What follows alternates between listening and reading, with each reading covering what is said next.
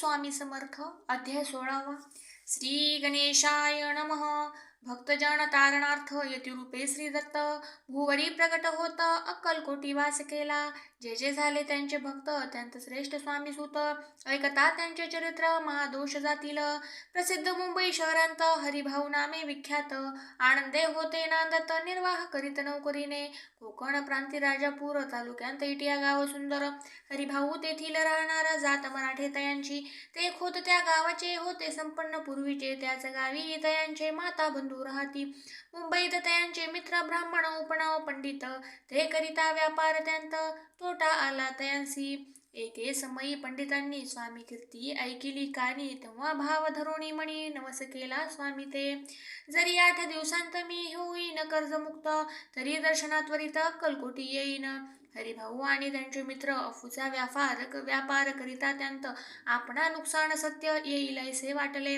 त्यांनी काढिले एक युक्ती बोलावून पंडितांप्रती सर्व वर्तमान त्या सांगती म्हणती काय करावे हे नुकसान भरावयासी द्रव्य नाही आम्हापासी फिर्याद होता ब्रुसी बट्टा लागेला मुचा। तेव्हा पंडित बोलले मलाही कर्ज काही झाले निघेल माझे दिवाळे अंत संशय असेना। तुम्ही भावया कर्जमुक्त अयासी करावी युक्ती एक तुमचा होनी मी मालक लिहून देतो पेढीवरी। अफूचा भाव वाढला व्यापारांत नफा झाला हे सांगावया पंडिताला मारवाडी आला आनंदे। अक्कलकोटी त्या स्वामी समर्थ सांप्रत काळी श्वास करीत त्यांचीच कृपा ही सत्य कर्जमुक्त झालो आम्ही। गजानन हरिभाऊ पंडित त्रिवर्ग अक्कलकोटी जात समर्थांचे दर्शन घेत पूजन करीत भक्तीने।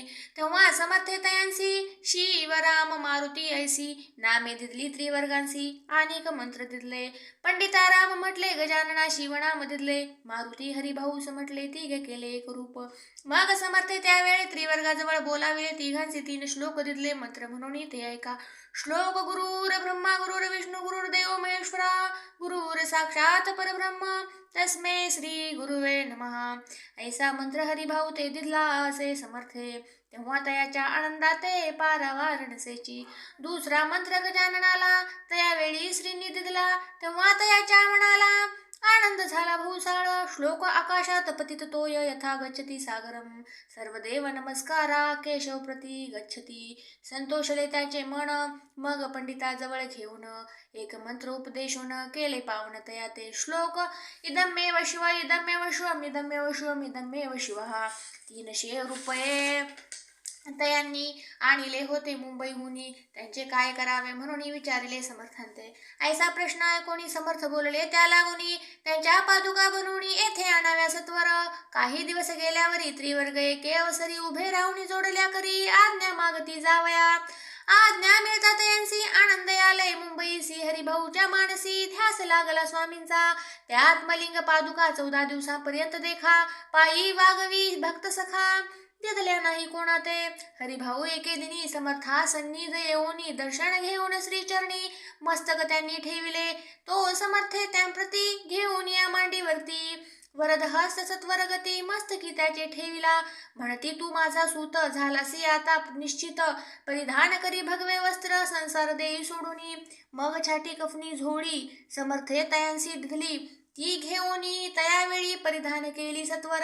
आत्मलिंग पादुका सत्वरी देती हरिभाऊचे करी म्हणती जाऊनी सागर तीरी किल्ला बांधूनी राहावे। जाऊनी आता सत्वर लुटवी आपुला संसार लोभ मोह अनुमात्रा चित्ती तू आण धरावा। आज्ञा ऐकून या ऐशी आनंद झाला मानसी सत्वर आले मुंबईसी साधू वेश घेऊनी। असो हरिभाऊने काय केले ब्राह्मणांशी बोलाविले संकल्प करून ठेविले तुळसी पत्र घरावरी।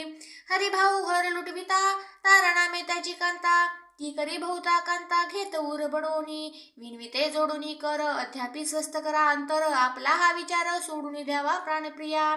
ऐशी तियेची उत्तरे ऐकून या स्वामी कुमरे समाधान भूत प्रकारे करीत असे तयतीयेचे। स्त्रियेच्या अंगावरी अलंकार तेही लुटविले समग्र तिये दिदले शुभ्र वस्त्र परिधान करावया।